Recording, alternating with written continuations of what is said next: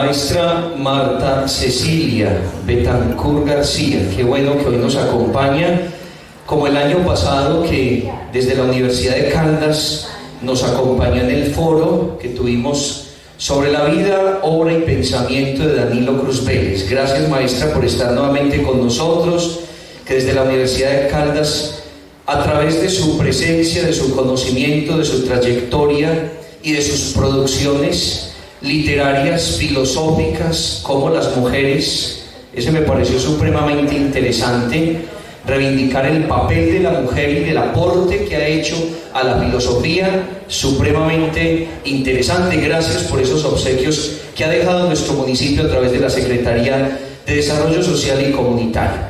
Hoy nos acompañan los chicos del grado 11º de la institución educativa Filadelfia. Qué bueno que estén aquí, démosles el fuerte aplauso a estos chicos, claro que sí. Al docente, al rector John Jairo, gracias. A través del fanpage de la alcaldía municipal, a todos los que vienen siguiendo este maravilloso recorrido desde el día de ayer, que iniciamos con ese bello desfile, para culminar con los actos protocolarios de apertura a este certamen, 30º encuentro de escritores Danilo Cruz Vélez. Y ayer uno de los docentes de la institución educativa, Crisanto Luque, nos recordaba la necesidad de la transversalidad de la poesía, de la literatura. Y hablando de la transversalidad de todo el conocimiento y especialmente de la poesía, tenemos hoy unos ponentes muy interesantes, como lo es Álvaro Eduardo, que nos acompañó el año pasado, un joven filósofo, sobrino de nuestro alcalde Óscar Eduardo, y el año pasado nos iluminó demasiado en toda la filosofía con la doctora Marta Cecilia, en ese foro tan espectacular, y hoy quiere darle como ese toque especial de la poesía con todo el pensamiento filosófico de Danilo Cruz Vélez.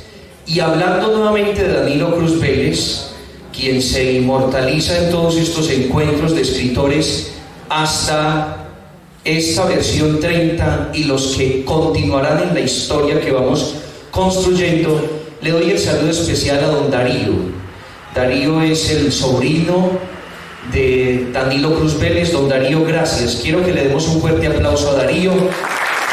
Gracias por hacer hoy presencia con nosotros nuevamente en este encuentro. Y su presencia es continuar ese legado maravilloso de este hombre extraordinario, Danilo Cruz Vélez. A Juan Pablo Echeverria, a Violeta, la hija de Wadis, que nos ha venido acompañando, gracias a ellos por continuar la presencia en todos estos días que vamos a tener y en cada uno de los momentos que se han preparado, y esto es muy importante.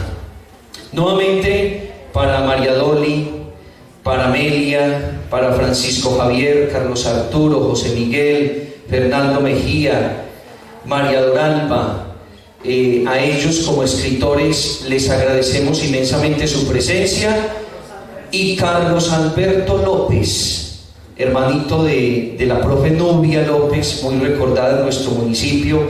Carlos, gracias por estar aquí también y dejar en alto a Filadelfia, amor de hermanos.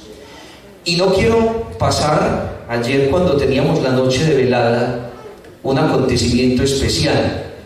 Hoy la maestra María Doralba Arias ya está cumpliendo los 21 años. Ella ayer dijo que yo también tuve 20 años y un corazón vagabundo, pero hoy cumplió los 21.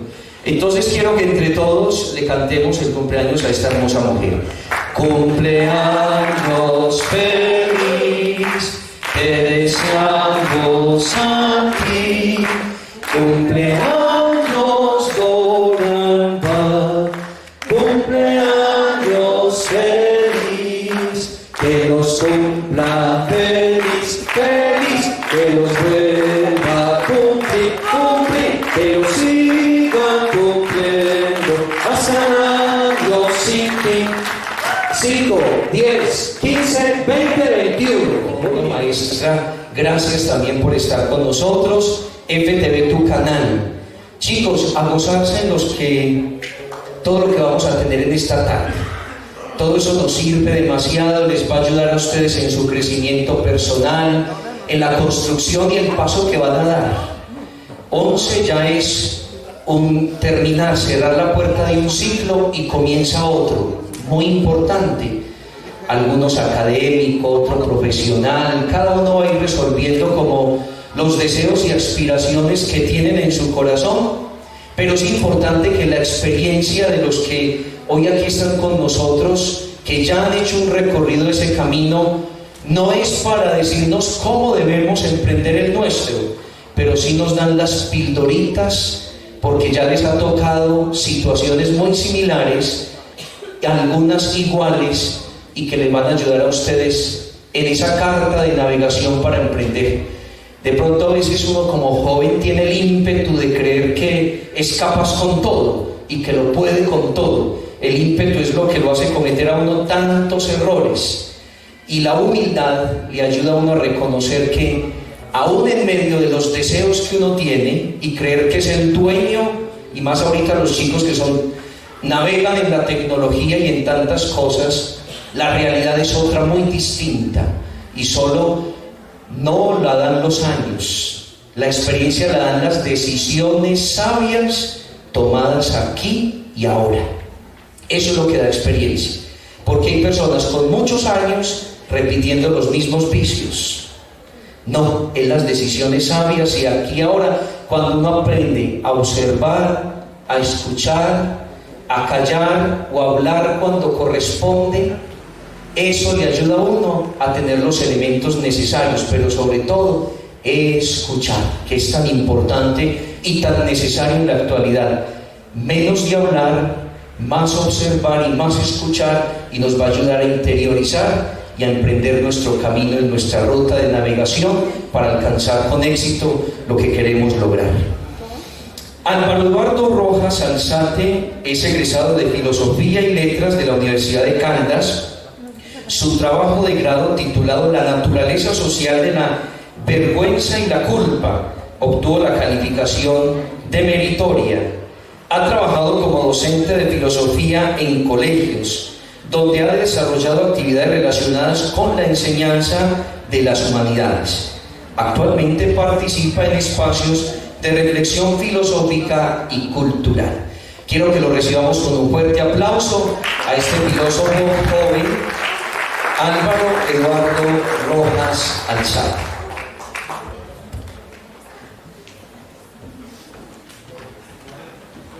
Alvarito, claro, es que usted preside ahí sin miedo y sin temor.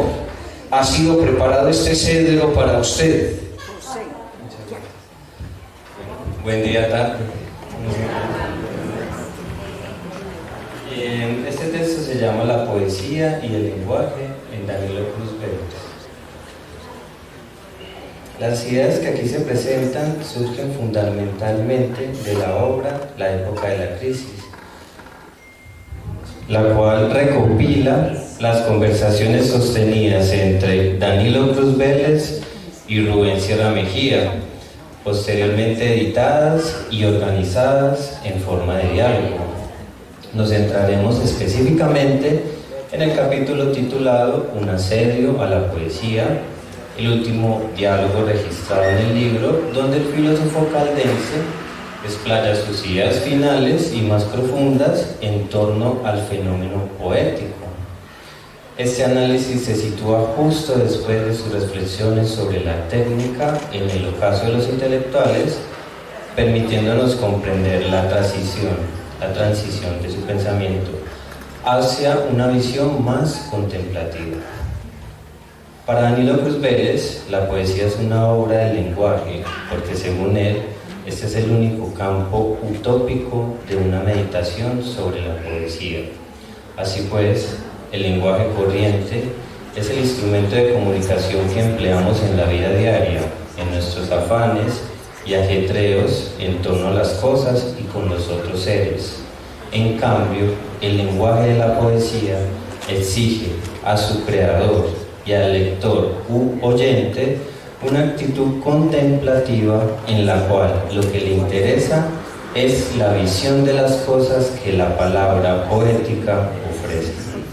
En relación con el lenguaje científico, el lenguaje poético busca revelar los fenómenos, desocultarlos. En cambio, el científico, en vez de explicar un fenómeno, lo que termina realizando es un ocultamiento. Oculta el fenómeno en el objeto. En síntesis, el lenguaje científico es un lenguaje conceptual en el que se maneja conceptos y definiciones. Por ejemplo, cuando se habla de la rosa, no se habla de la rosa en sí misma, sino el concepto de la rosa, que claramente no es un objeto real, sino una idea universal en la cual encaja todos los entes que podemos llamar como rosas. Por ejemplo, una definición lógica o científica de la rosa es que es de diversos colores, compuesta de ciertos pétalos con forma de corona.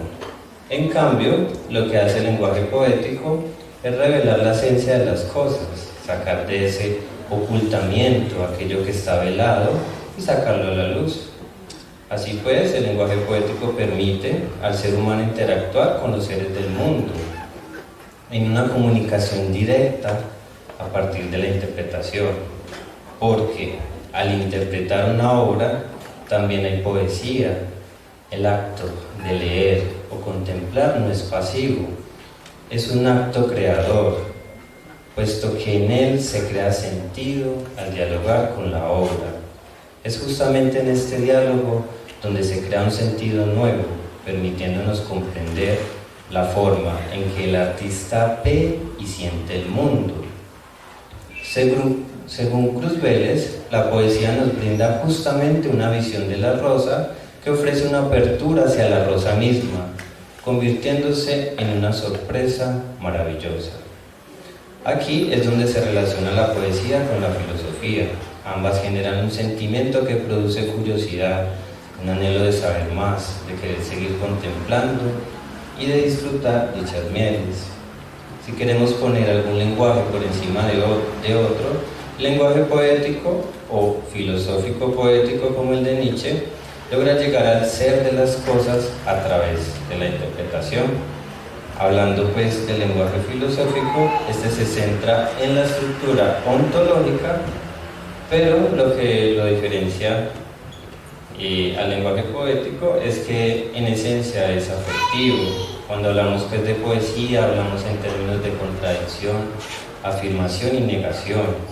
Como vemos en nuestro poeta Guadix Echeverry, decir buen día tarde no es un error lógico, es una verdad afectiva donde el tiempo se siente de forma simultánea. Esta expresión rompe la rigidez del reloj científico y de la cotidianidad y nos permite ver el mundo desde otra perspectiva. Finalmente, aunque la filosofía sea racional, también hace uso de la metáfora para nombrar aquello que el concepto agota. Las grandes ideas perduran porque la imagen poética las hace longevas y resonantes en la memoria. Un ejemplo claro es la figura del señor Guadix Echeverry, quien según la revista digital iberoamericana Localis es reconocido por ser el comandante de los poetas alzados en armas, desempeñando una labor de índole quijotesca. De ahí la potencia de su frase, los alzados en armas, una metáfora que, al igual que los mitos de Platón, le ha permitido a su pensamiento perdurar y trascender en el tiempo a través de la palabra.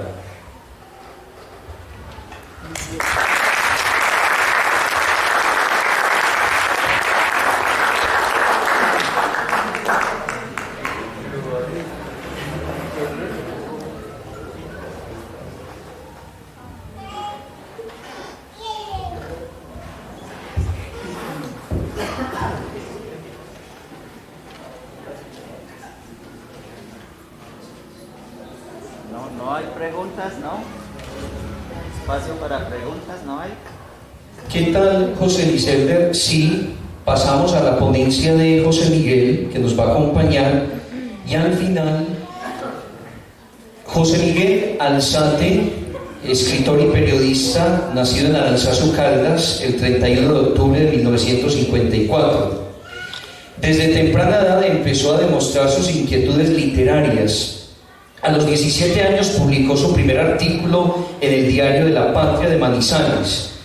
Posteriormente se vinculó como columnista al periódico Diario de la Frontera de Cúcuta, donde años después se desempeñó como redactor judicial.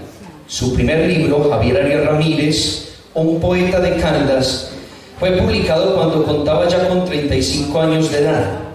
Posteriormente apareció en la Biblioteca de Escritores Caldenses el libro Conceptos Libres, donde se recogieron sus columnas sobre temas periodísticos y literarios publicados en diferentes periódicos colombianos. En el año 2000 publica Aranzazu, su historia y sus valores, libro donde recoge la historia de su pueblo natal, ganador del Premio Departamental de Literatura de Caldas en el año 2001 con el libro de cuentos Sinfonía en Azul. Ese mismo año publica Samaná en la historia. En 2004 sale su libro El sabor de la nostalgia, donde se recogen artículos, crónicas, conferencias y discursos sobre Aranzazu. Otros libros suyos son Entre la soledad y la angustia, Antología poética de Javier Arias Ramírez, donde se incluye un extenso estudio sobre su poesía para conocer a García Márquez. Ensayo sobre el Premio Nobel de Literatura. San Rafael de los Vientos, novela en 2 puentes narrativos, donde mientras narra la historia de Aranzazu cuenta una historia de amor que termina en tragedia. Cuando en sueños amanecer conoció el bosque, novela infantil.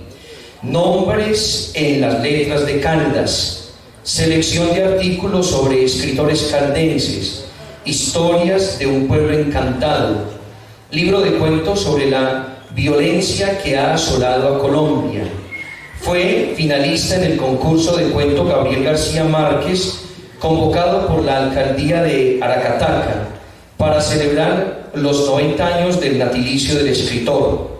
Su nombre figura en las antologías de cuentos, Colombia entre cuentos, Contar a Caldas y escritores ante la pandemia, y en los libros de creadores de identidad de Jorge Eliezer Zapata Bonilla y Breve historia de literatura del Quindío, de Héctor Ocampo Marín.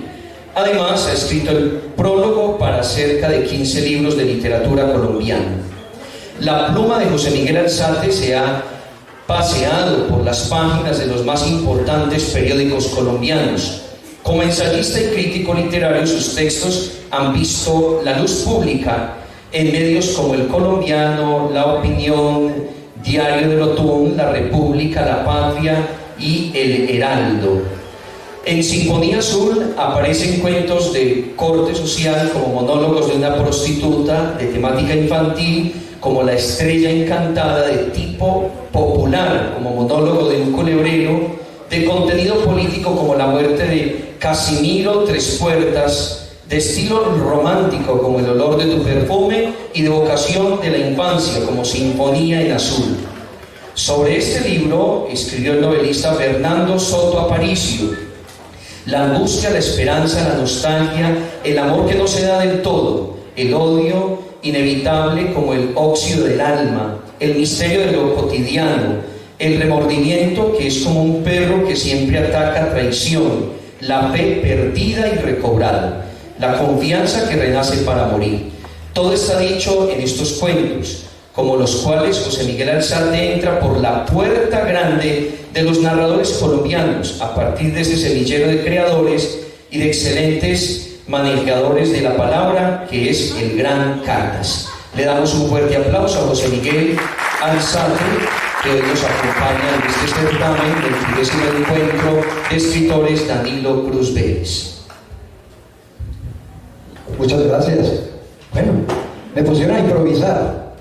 Afortunadamente, pues yo creo que la experiencia que he acumulado como conferencista en muchas universidades del país, que esas puertas de las universidades me las abrió este libro para conocer a García Márquez, que lleva 5 ediciones ya en el país, que lo han bajado de internet unas 9.600 veces, y que en una plataforma de los Estados Unidos se llama Academia Edu, tiene más o menos 700 referencias, porque jóvenes latinoamericanos o europeos que llegan a hacer una maestría o un doctorado en una universidad de Estados Unidos, por lo regular los profesores les ponen a hacer una tesis o un estudio. A uno le dicen que usted hable sobre Álvarez Gardeazabal, a otro le dicen hable usted sobre, por decir algo, Carlos Fuentes, o sobre Juan Rulfo. A otros le dicen, mire, hay que hablar mucho de Julio Cortázar, de todos ellos. Entonces, pero a la mayoría le dicen por el nombre y la trascendencia, le dicen, escriba sobre García Márquez, porque hay muchos tipos, muchos filones temáticos que en el vasto mundo de su obra literaria se pueden abordar desde la crítica y del análisis filosófico, social, de todo lo que uno tiene que analizar cuando está viendo un libro. Entonces, ese amor, lo primero que me preguntan a mí cuando llego a la universidad los jóvenes es ¿de dónde salió ese amor o esa admiración tan grande que yo siento por Gabriel García Márquez? Y yo se lo voy a explicar a ustedes. Nace, yo a veces pongo un paréntesis o una similitud, que a Gabriel García Márquez, estando en México, antes de sentarse a escribir 100 años de soledad, llegó precisamente Álvaro Mutis y le entregó un libro, Pedro Páramo, de Juan Rulfo, y le dijo, tenga para que aprenda a escribir. Y luego cuando él logra leer La Metamorfosis de Kafka, él dice que fue un sacudón muy grande que sintió en su alma enfrentarse a esas cosas que él contaba de Gregorio Samsa cuando aparece convertido en un insecto. Y yo digo que a mí me pasó lo mismo. Leer por primera vez 100 años de soledad, para mí fue, yo creo que un estremecimiento telúrico dentro de mi alma de ver semejante obra, la magnitud del escritor que teníamos y sobre todo el torrente narrativo que había en ese libro. Y lo leí porque yo comencé a escribir en La Patria a edad de 17 años por insinuación del profesor de literatura en el Instituto Universitario de Caldas, que me dijo, preséntese al doctor José Restrepo y dígale que usted escribe, y me dio la oportunidad de comenzar a escribir. Pero un primo hermano, a quien quiero como un hermano, un día llegó en el año 71, jamás se me olvida, y veníamos caminando por la carrera y me dijo, le voy a regalar un libro que usted lo va a marcar. Y bueno, tenga, y me lo empacó. Y era 100 años de soledad. Yo ya había oído hablar mucho de 100 años de soledad, había leído en El Espectador y en El Tiempo una cantidad de artículos de gente muy prestante intelectualmente sobre el libro, y yo comencé a meterme en ese libro. Y cuando yo leo esa primera frase que alumbra, que ilumina todo el texto, que dice muchos años después frente al pelotón de fusilamiento, el coronel Aureliano Buendía había de recordar aquella tarde remota en que su padre lo llevó a conocer el hielo. Macondo era entonces una aldea de 20 casas de barrio Cañabrava construidas a la orilla de un río de aguas diáfanas que se precipitaba por un lecho de aguas de piedras grises que tenían, bueno, no recuerdo exactamente esa partida ahí. Entonces esa primera frase a mí me marcó. Esa primera frase fue un cimbronazo del alma frente a un libro tan inmensamente grande. Entonces yo, después de que leo ese libro, vuelvo y lo leo, y vuelvo y lo leo, lo he leído 8 veces.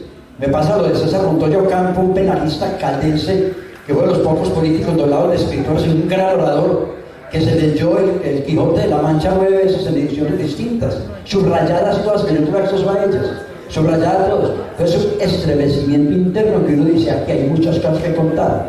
Entonces me pongo a investigar precisamente cómo surge 100 años de soledad, cómo es ese proceso que se va dando para él escribir esa novela, y encuentra uno una cantidad de cosas que a uno lo asombran.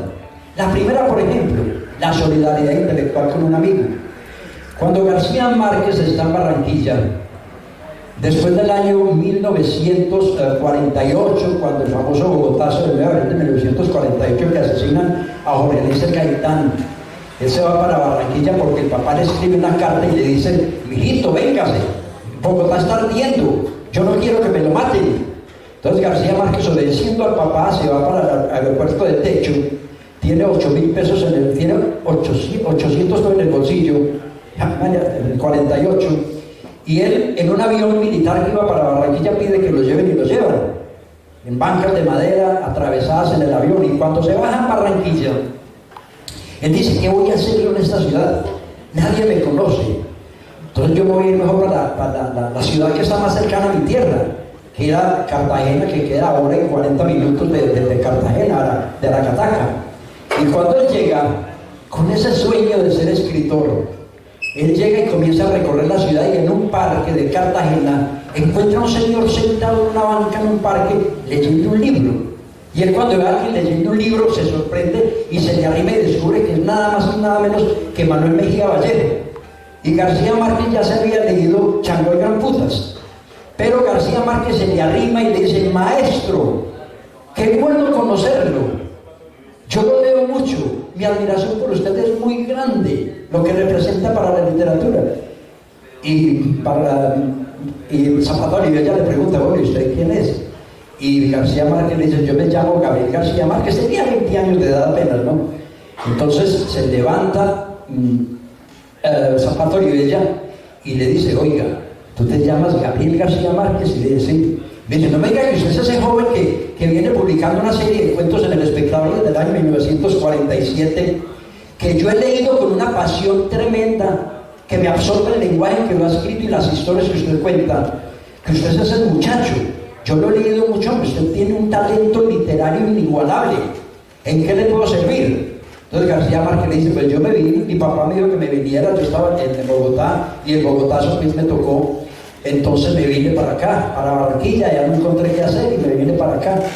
Y entonces se lo va a pedir un favor, si usted me puede ayudar. Dice: ¿qué sería, joven? Con mucho gusto. Y le dice: ayúdeme a conseguir un puesto, yo soy su trabajo.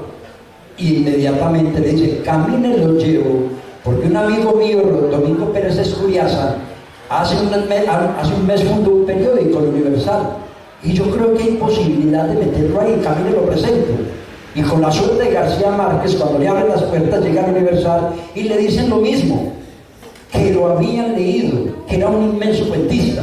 Porque es que es el principio de cuentista que le llega a García Márquez. Uno lo analiza y uno dice: cuando una persona está predestinada a tener un destino, a consagrarse, lo logra con constancia, con disciplina, con dedicación. Y eso le pasó a García Márquez.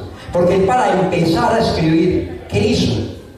Yo recuerdo que García Márquez, que vivió con los abuelos en Aracataca hasta la edad de 9 años, porque el matrimonio de Luisa Santiago con Gabriel Eligio se fueron a vivir a Barranca, y él nació él iba a nacer en Barrancas, pero el coronel Nicolás Ricardo Márquez, cuando se da cuenta, es un matrimonio en contra de la familia, porque ellos no aceptaban a Gabriel Eligio porque era únicamente el telegrafista de Aracataca, que era hijo natural. Y por ser hijo natural se interpusió la familia, dijo Tranquilina Guarancontes, decía: no, es que no puede ser que mi hija se haya enamorado de un tipo insignificante, hijo natural. En ese entonces, que era una sociedad tan patriarcal, que las mujeres tenían que hacer lo que el papá les indicara, imponerle las cosas que ellos querían, pues ella se rebeló. Y cuando la vieron en la situación, la mandaron para Barrancas, para una prima lejana, para que apartarla. Pero fue peor el remedio que la enfermedad. Porque en el momento en que la mandan, Gabriel Eligio, enamorado, logrando que ese telegrafista de Aracataca se comunica con todos los telegrafistas de los pueblos de la costa caribe, y a cada uno le dice: por favor, si a ese pueblo llega una muchacha de estas características que se llama Luisa Santiago, háganmelo saber.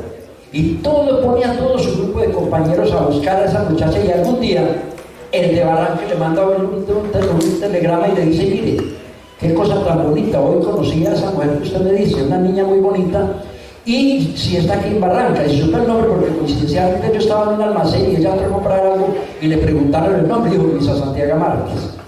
Entonces él aprovechó precisamente para comenzar a mandarle telegramas a través de ese amigo.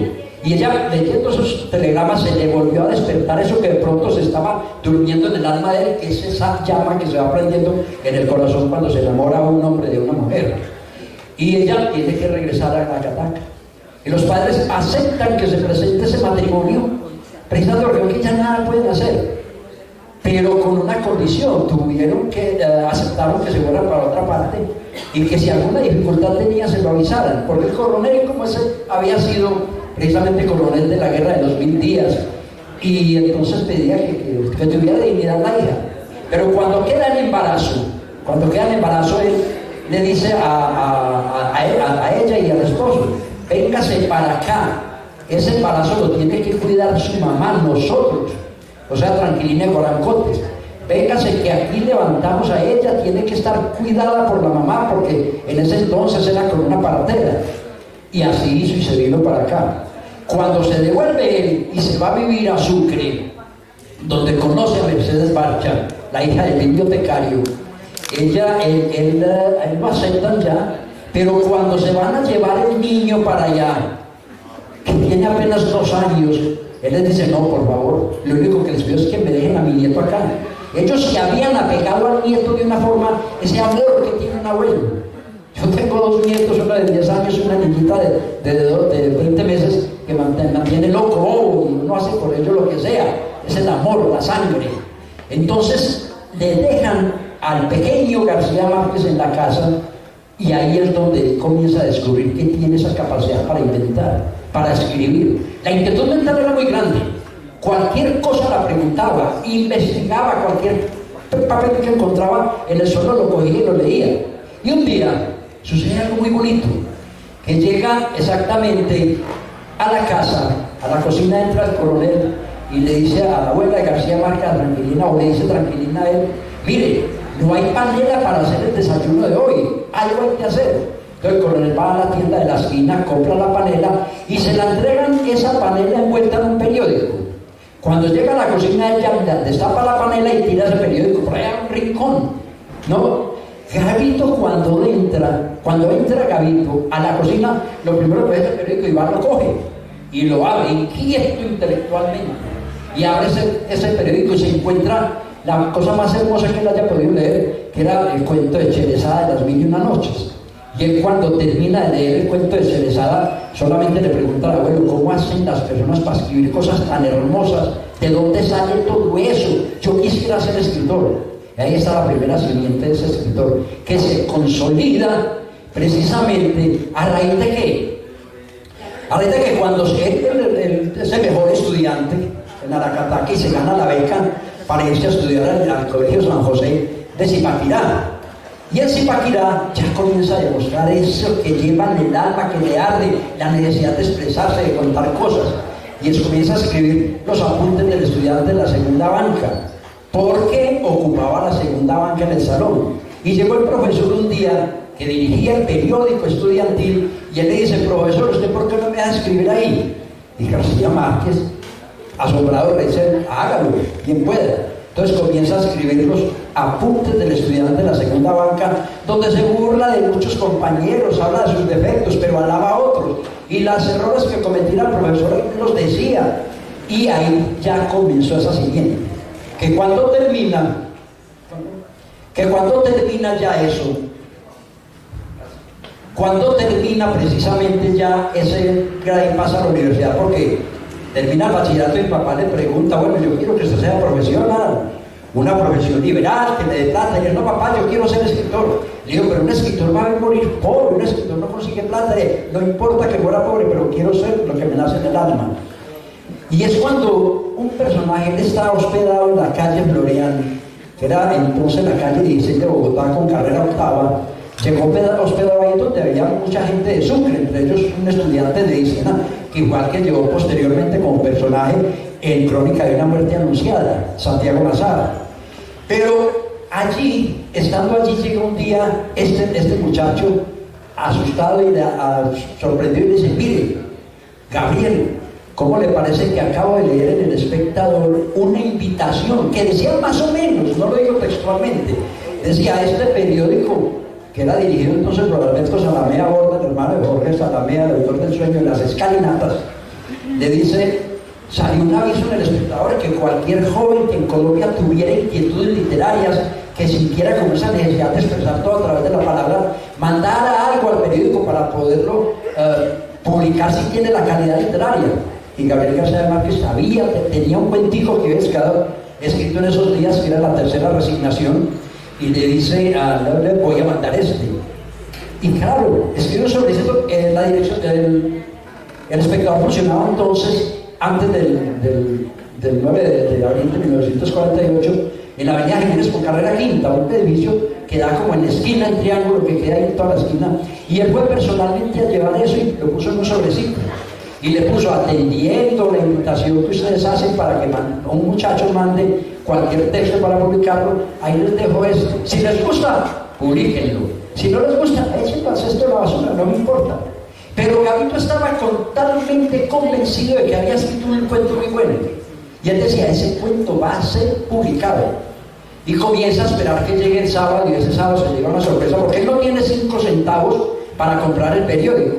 Pero sale a la avenida Jiménez, ahí frente a la gobernación de Cundinamarca, y ve un viejito sentado en una silla, y está leyendo El Espectador. Como él no tenía con qué comprar el periódico, se hace detrás del viejito a ver qué va pasando las vainas, cuando de repente le llega una página donde hay a 6 columnas, que era entonces un titular grande, La Tercera Resignación.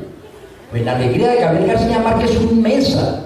Él brincó de la alegría y se devolvió a decirle al amigo que le prestara los 5 centavos para comprar el periódico, porque había aparecido el cuento.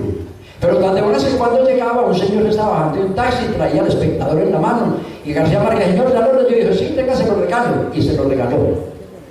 García Márquez dijo, o pensó mejor, que ese hecho de haberse presentado era el fruto de esa constancia y de esa disciplina, pero que se acrecentó. ¿Por qué? Porque al día siguiente, el lunes siguiente, en una sección que llamaba Cosas del Día, Alberto Salamea Borda escribió otra notica, palabra más, palabra menos, que decía, este periódico publicó el pasado sábado un cuento que se llama La Tercera Resignación, de un Gabriel García Márquez.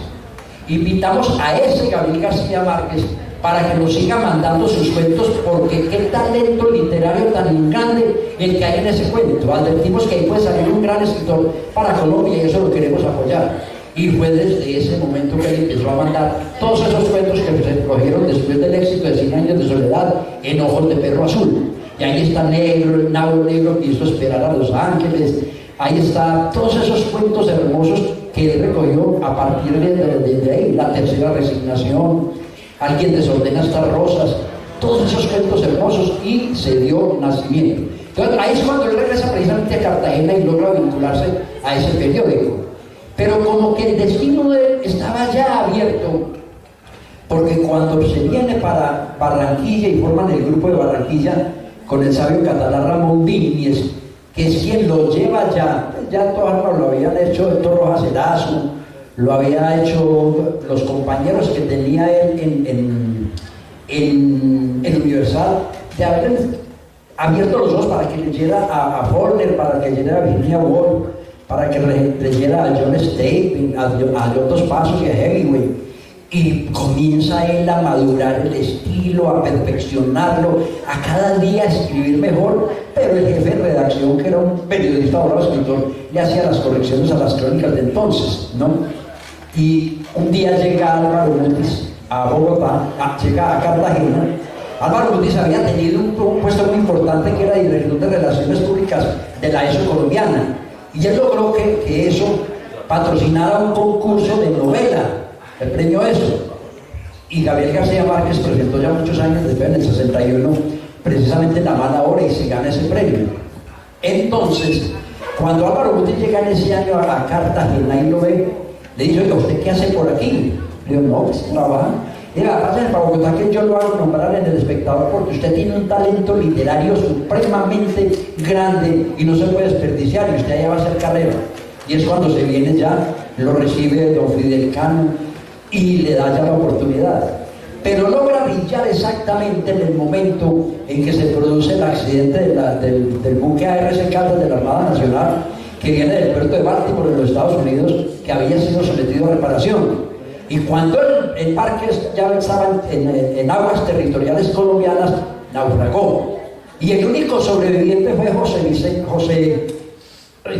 recuerdo el nombre de este momento. Bueno, el único sobreviviente, Luis Alejandro Velasco, perdón. El único sobreviviente fue Luis Alejandro Velasco. Gabriel García Márquez se enteró de eso y fue y lo buscó y lo entrevistó.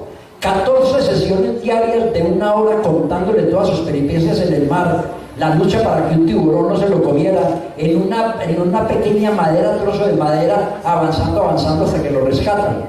Y esa crónica, el primer día, la publican, la circulación del periódico de miembro, al segundo día, al tercero, al cuarto, se triplicó la circulación del Espectador por las cosas maravillosas que contaba, pero en primera persona, como que fuera el redactor el que estuviera contando su historia, pero que García Márquez tomó esa licencia literaria para poder contar una historia que lo catapultó de una vez.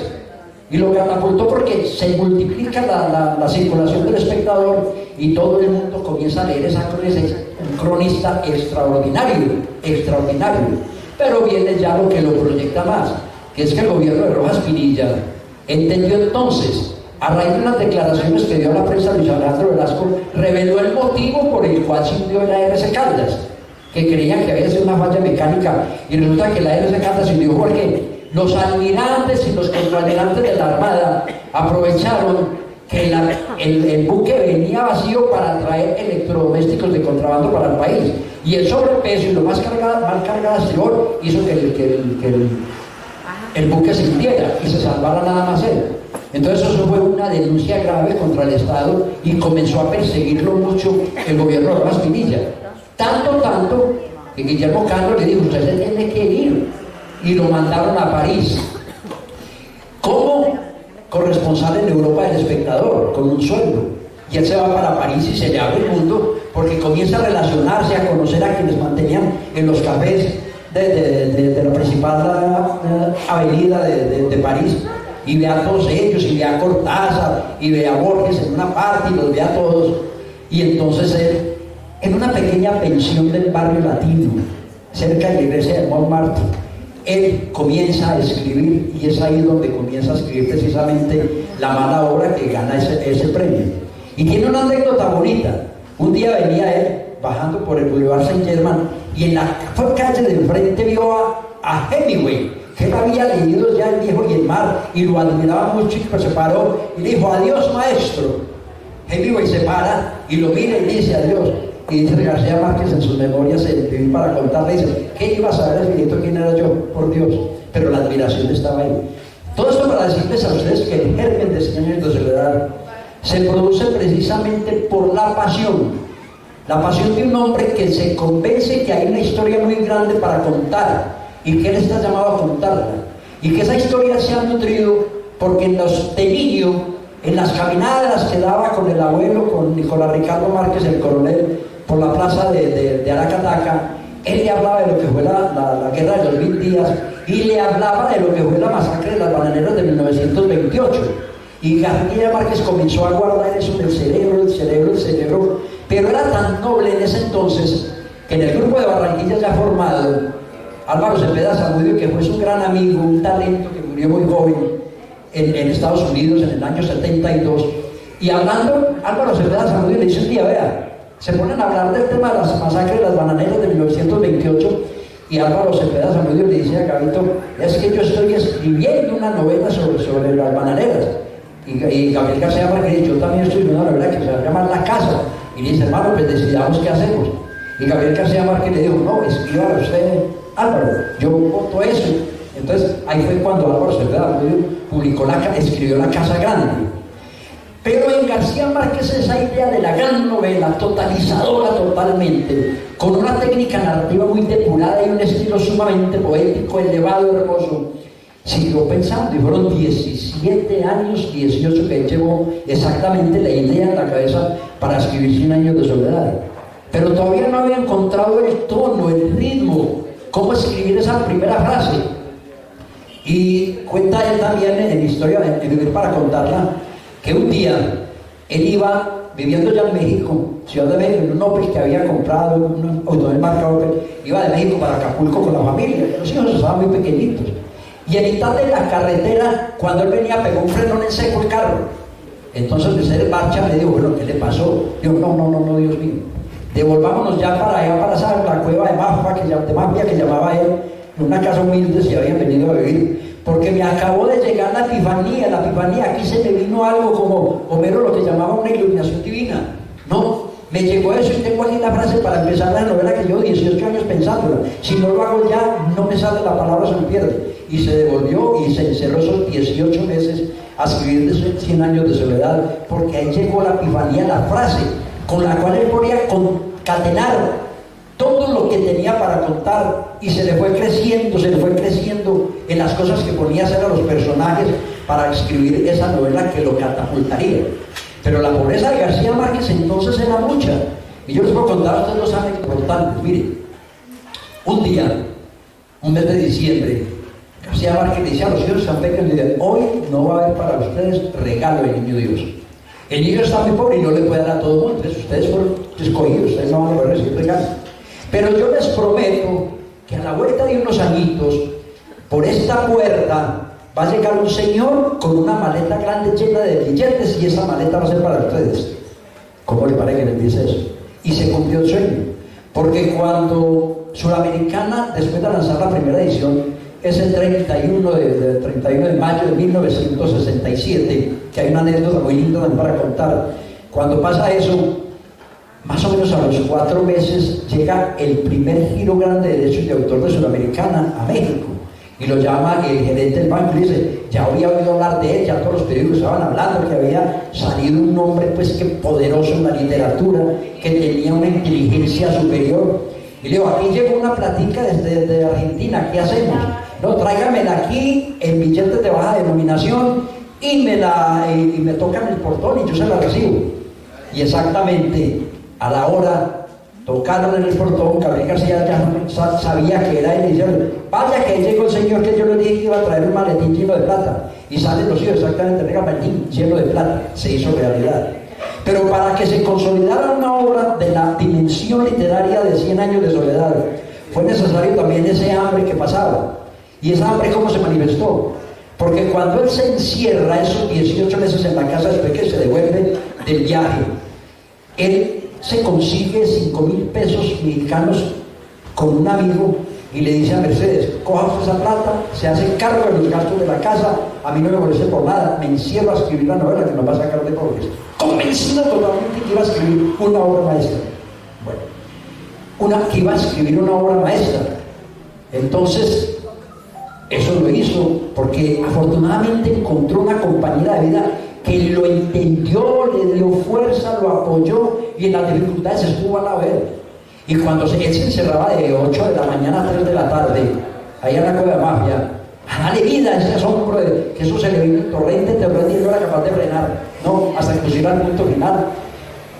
Comenzaron ella, Mercedes, que no tenía con qué comprar la panela, que no había con qué pagar nada, y comenzó a empeñar las cosas.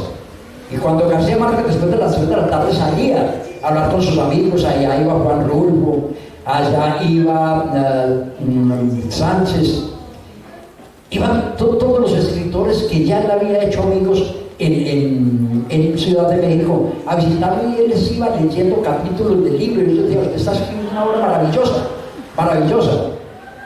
Y él notaba que faltaba el equipo de sonido, o que faltaba un radio, y le preguntaba a Mercedes: ¿qué pasó? Y dice: no, yo lo he empeñado para poder sobrevivir, porque a usted no lo puedo molestar, porque notó esa inspiración que tiene derramada saliendo en torrentes, se la frena y no puede seguir con el libro, y usted va a escribir una obra maestra. Y así fue ese sufrimiento. Un día se encontró Gabriel García Márquez con el hecho de que no pudo llevar a la casa una bolsa de leche. Cuando llegó a las 8 de la noche a la casa, Mercedes lo primero que le dice: mire, primera vez en la vida que nuestros hijos no se van a poder tomar un vaso de leche, el acostumbrado vaso de leche todas las noches, porque aquí no hubo leche euro. García Márquez no tuvo que comprar esa leche. En ese momento él iba a renunciar a la literatura, porque se desesperó. Digo: la literatura no me da plata. Pero llamó, ya estaba en México Álvaro Mutis, y llamó a Álvaro Mutis y le dijo: ayúdeme a conseguir un puesto, porque ya lo que pasó anoche en la casa no se puede volver a repetir. Y entonces él dice: espera, yo hablo con alguien.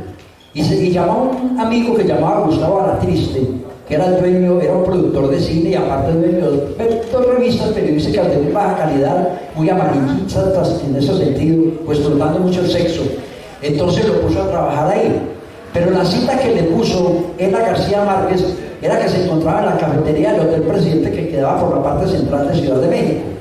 Y García Márquez, para cumplir esa cita, pidió que le regalaran el pasaje, y cuando llega al centro le baja y llega antes de a la Triste, porque como tenía un zapato que la suela estaba despegada en esta parte y él no tenía cómo hacerla arreglar, le daba pena que lo vieran con el zapato en las circunstancias. Entonces se sentó primero. Cuando llegó a la Triste hablaron, convenció totalmente a la Triste de que creyeran en él. Además él, escuchando la palabra, el conocimiento, dijo: este es el hombre que yo necesito. Entonces García Márquez aceptó trabajar con él, con una condición: que no le firmaba nada de que escribiera ahí, porque él sabía que era una revista de muy baja calidad, pues, periodística. Entonces no firmó nada. Cuando a la Triste se despide, le dice: no, camine, sacamos hasta allí. Y García Márquez, con una mentira, le dice: no vamos a salir porque es que yo estoy esperando a un amigo. Y lo hacía porque le daba pena precisamente que le viera esos zapatos así. Y eso llegó precisamente hasta el momento en que él termina de escribir 100 años de soledad. Porque cuando se va para el correo a despacharla a Editorial Sudamericana, donde ya Francisco Porrúa la estaba esperando, él llegó y llegaron allá y hicieron pesar eso, y el señor que recibe dijo: vale 98 pesos el envío de esos a Buenos Aires. Y le dice: mire, hija, en la cartera cuánto tiene. Y ya no tenía sino 50 pesos. Entonces dijo: no, pues, y no hay más que hacer, mandar la primera parte. Y le dice: péseme hasta donde valga 50 pesos todas las hojas, y yo voy a salir a buscar plata y luego mandamos las otras.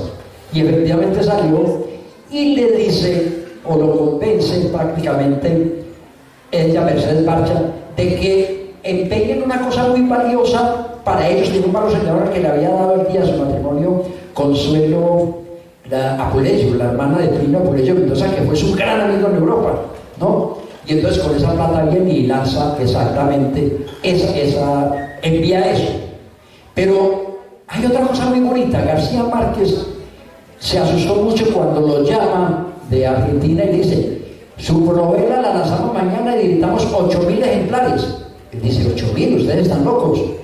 ¿Qué escritor en América Latina ha sido capaz de vender más de 2.000 ejemplares? Nadie. Ustedes son locos que van a sacar eso. Y le contesta Porrúa: sabemos que tenemos entre las manos un diamante bruto.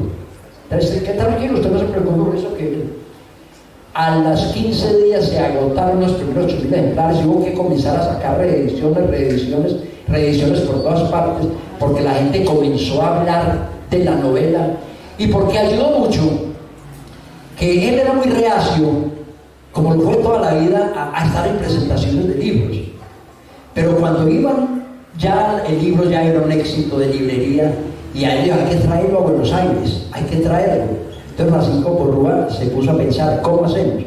Y se organizó con el director de Página 12, se organizó un concurso de cuentos donde ponían él como jurado para poder ir. Entonces daban el pasaje, lo hospedaban y todo eso. Y un día, el día que llegó, al otro día por la mañana sale a tomarse un desayuno en la cafetería que quedaba así como en la calle, y hay un supermercado al frente. Y García Márquez mira cuando ve que una señora sale con la bolsa, y en la bolsa sobresale la primera carátula de 100 años de soledad. Y García Márquez al le dice: uy, vieja, ese libro va a ser un éxito. Lo están comprando como si fueran víveres para la casa. Mira, esa señora lleva el libro. Y ahí comenzó la grandeza de 100 años de soledad de García Márquez. Porque esa misma noche a él lo invitaron al Teatro de Itela. Ya la novela llevaba ya 4, 5, 6 ediciones, y leyéndola mucho, porque Página 12 había publicado un ensayo de un periodista que trabajaba allá, y un reportaje que mandaron a un redactor a México, como de 6 páginas, un ensayo sobre la novela, y la carátula fue García Márquez. Entonces tenía más circulación que Semana en Colombia, y la gente ya lo conocía. Y él, cuando llegó al Teatro de Itela, lo invitó pues un amigo, no recuerdo el nombre, el redactor del periódico, le dijo: Camilo, vamos a presentar una obra, Los siameses, de Patricia Camparo, me parece que era. Y él va, y no se sabe qué pasa, porque cuando él entra al teatro, entonces alguien lo conoció, y ahí mismo se paró en aplausos. Y la gente toda asustada se dice: está como una loca aplaudiendo, y prenden la luz. Y cuando él avanza, todo el mundo lo reconoció. Y ese es el que escribió 100 años de soledad. Y comienza una salva de aplausos, y lo hacen subir al escenario ahí, que porque había escrito 100 años de soledad. Y dice es que no recuerdo, es el autor de Santa Evita, pero no recuerdo el nombre bien de él en este momento, no me sale de la memoria. Y entonces dice, en ese momento yo vi cuando la gloria cayó del cielo a la cabeza de García Márquez, porque ahí fue cuando se disparó, ahí fue cuando comenzó a recorrer el mundo, ahí fue cuando comenzó a taparse de plata, porque las ediciones y los derechos eran supremamente grandes. Yo les he dado se acaba ya el tiempo, les he dado esta pequeña introducción, llamaría yo, a García Márquez, a ustedes, porque yo digo que cuando uno se apasiona por un autor, uno investiga los detalles más mínimos en su existencia.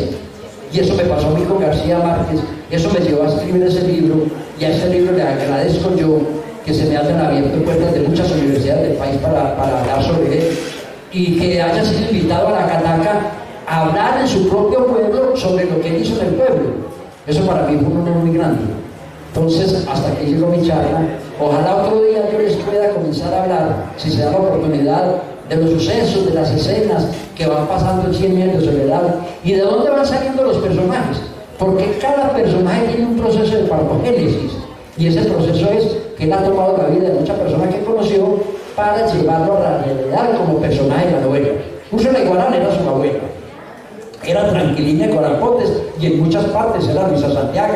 Y Úrsula era Luisa Santiago, la mamá, que ponía orden en la casa, una mujer emprendedora, una mujer que puso una fábrica de bombones y que fue también, y la hizo ampliar la casa. Y luego, cuando yo les vaya contando a ustedes por qué se presenta el ascenso del Remedio de la Bella al cielo, envuelta en las sábanas que sacaba a secar con la mamá. Muchas gracias por la atención y espero otro día poder hablar un poquito de esto.